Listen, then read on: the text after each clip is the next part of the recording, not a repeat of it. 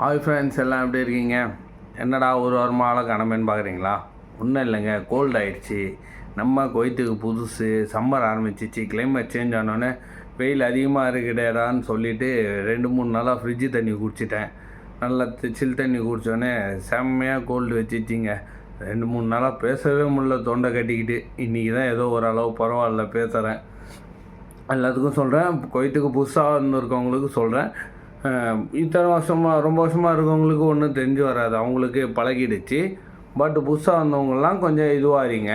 அவ்வளோ சீக்கிரம் ஐஸ் தண்ணி, கூல்ட்ரிங்க்ஸ் எதுவும் குடிக்காதீங்க. ஏன்னா கிளைமேட் சேஞ்ச் ஆகிறதுனால கொஞ்சம் சேஃபாக இருங்க. அதே மாதிரி இந்த மண் காற்று அடிக்குதுன்னு சொல்லியிருந்தேன் பார்த்தீங்களா? குவைத்துக்கு புதுசாக வந்தவங்களாம் என்ன பண்ணுங்கள், அந்த மாதிரி டைமில் மாஸ்க்கு போட்டு போங்க. அது டஸ்ட்டு வந்துட்டு நம்மளுக்கு இதுவாகும் போது அது ஒரு அலர்ஜி ஆகும். அதனால் உடம்பு சரியில்லாமல் ஆகும். அதனால் கேர்ஃபுல்லாக இருங்க குவைத்தில் இருந்தீங்கன்னா, ஓகேங்களா? ஏன்னா நம்ம புதுசாக வந்திருக்கோன்றனால நம்மளுக்கு செட் ஆகிற வரைக்கும் நம்ம கொஞ்சம் கேர்ஃபுல்லாக இருக்கணும் ஃப்ரெண்ட்ஸ். அதுதான், வேறு ஒன்றுமே இல்லை. ஓகேங்களா? பாய்.